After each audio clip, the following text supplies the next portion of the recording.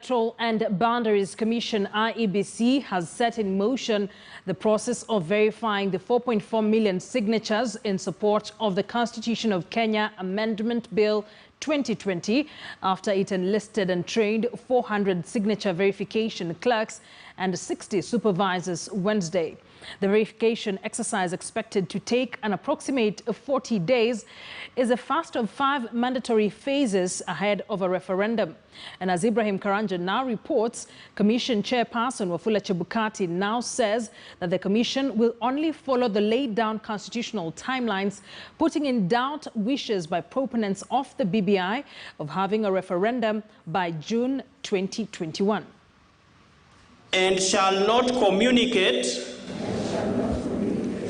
any information as to the oath that marked the beginning of a rigorous signature verification process and one that lays the road to a referendum.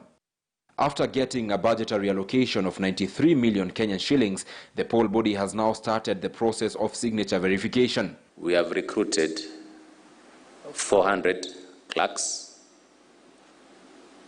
and over and above that, we have got 60 supervisors. Meaning tomorrow, first thing in the morning, the process begins. Over the next 40 days, these clerks will peruse, refer and confirm, among other things, the authenticity of the 4.4 million signatures submitted by the BBI Secretariat to ensure that at least 1 million names, ID numbers, signature and polling stations match with those in the IEBC register. IEBC revealing that its timelines for the referendum will only be dictated by the Constitution.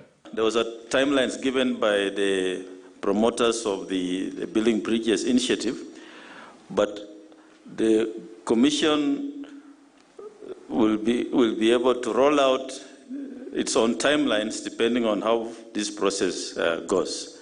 So we cannot for now give a definite date for referendum.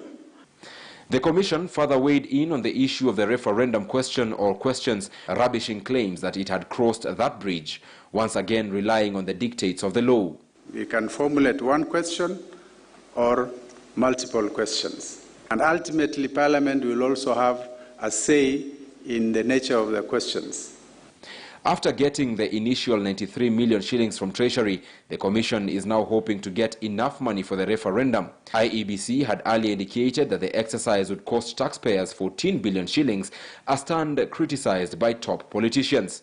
And we don't want to make it as a political game, whereby we say our figures, they say their figures, and then you start questioning us. As a Commission, we are sensitive to costs. And in what has caused a political stir amongst Kenyans on Twitter, the IEBC had early Wednesday on its official Twitter handle described the constitutional amendment process as the Burning Bridges initiative, inviting the wrath of a section of Kenyans. The Commission would, however, pull down the post, terming the replacement of building with burning as erroneous. Ibrahim Karanja, KTN News. Now to matters education and